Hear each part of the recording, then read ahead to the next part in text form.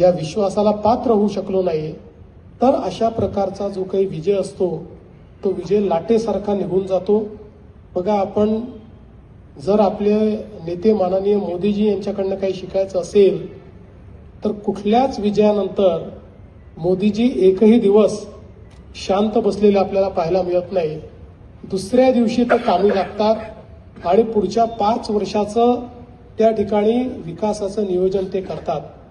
तसंच आपल्याला पुण्याचं पुढच्या 5 वर्षाचं विकासाचं नियोजन करायचंय.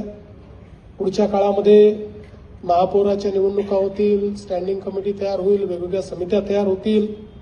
माझी आपल्या सर्वांना विनंती आहे की यामध्ये कोणाला संधी मिळेल, कोणाला कदाचित यावर्षी मिळेल, कोणाला पुढच्या वर्षी मिळेल, पण एक लक्षात ठेवा की पुण्याच्या जनतेने दिलेल्या मॅन्डेटपेक्षा